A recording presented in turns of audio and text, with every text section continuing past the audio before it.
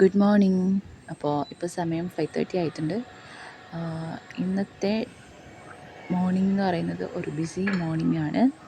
രാവിലെ തന്നെ അതിന് വേണ്ടിയുള്ള ബ്രൂ റെഡിയാക്കാണ് വിത്തൗട്ട് ഷുഗർ. ഞങ്ങൾക്ക് ബ്രൂ പറ്റില്ല, വിത്ത് ഷുഗർ. ഞങ്ങളൊരു ടീ റെഡിയാക്കി കുടിച്ചു. ഓരോ ടീ വീതം റെഡിയാക്കി കുടിച്ചു, ഞാനും അമ്മയും.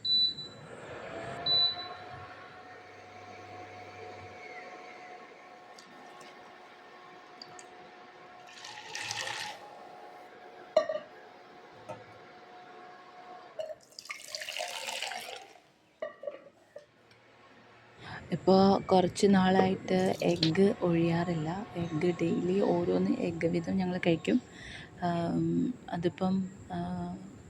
അതിപ്പോൾ ഒരു റുട്ടീൻ്റെ ഭാഗമായിട്ട് മാറിയിരിക്കുന്നു എഗ്ഗ്. അപ്പോൾ അത് കഴിഞ്ഞിട്ട് ഞാൻ പിന്നെ അത് ബോയിൽ ചെയ്യാൻ വെച്ചിട്ട് ഞാൻ പിന്നെ പുറത്ത് വന്നിരുന്ന് ചായ കുടിച്ചു. ബിക്കോസ് ഇപ്പം മഴയാണ്, ഇപ്പം ചെറുതായിട്ട് ചാറിക്കൊണ്ടിരിക്കുന്നുണ്ട്. അപ്പോൾ ന്യൂസ് പേപ്പർ വന്നു കഴിഞ്ഞാൽ പെട്ടെന്ന് നനയല്ലോ എന്ന് വിചാരിച്ചിട്ടാണ് ഞാൻ അവിടെ വന്നിരുന്നിട്ട് ചായ കുടിക്കുന്നത്. ചെറുതായിട്ട് ചാറ്റൽ മഴയുണ്ട് കേട്ടോ.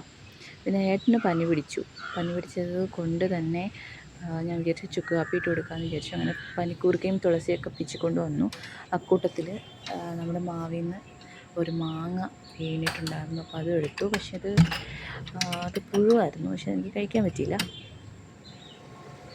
അങ്ങനെ ഏട്ടനുള്ള പുട്ട് ഓട്സ് പുട്ടാണ് കഴിക്കുന്നത്.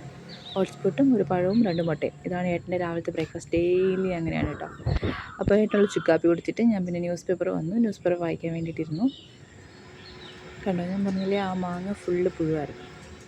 ചെറിയ കുഞ്ഞു പുഴുവാണ്, സൂക്ഷിച്ച് നോക്കിയാൽ മാത്രമേ കാണാൻ പറ്റുള്ളൂ. ഞാനത് കഴിച്ചില്ല. പിന്നെ ഞങ്ങൾക്ക് വേണ്ടി ഇന്ന് ചപ്പാത്തിയും മുട്ടക്കറിയും ഉണ്ടാക്കാനുള്ള ഒരു പ്ലാനാണ്. മുട്ട ഓൾറെഡി നേരത്തെ പുഴുങ്ങിയിട്ടുണ്ടായിരുന്നു. അപ്പോൾ പിന്നെ കറി ഇട്ടിട്ട് കറിയായിട്ട് കഴിക്കാമെന്ന് വിചാരിച്ചു.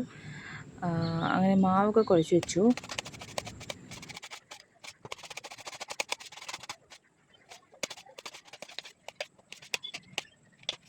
ഈ വീഡിയോ എഡിറ്റ് ചെയ്യുന്ന സമയത്ത് ഞാൻ വിചാരിക്കുമായിരുന്നു, ഇത്രയും സ്പീഡിൽ നിങ്ങൾക്കെല്ലാം ചെയ്യാൻ പറ്റിയെങ്കിൽ എന്ത് രസമായിരുന്നല്ലോ.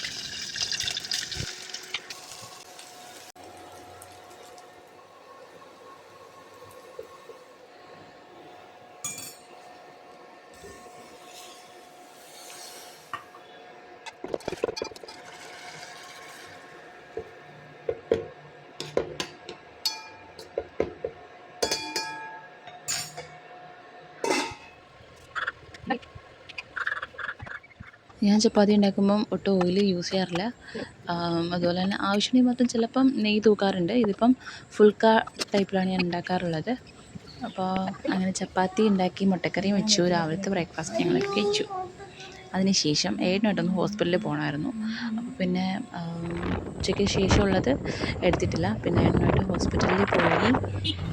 പിന്നെ തിരിച്ചു വന്നതിന് ശേഷം നമ്മുടെ ഡ്രാഗൺ ഫ്രൂട്ടിൻ്റെ ഒരു മുട്ട വന്നിട്ടുണ്ട് കേട്ടോ, ഡ്രാഗൺ ഫ്രൂട്ട് ചെടിയിൽ.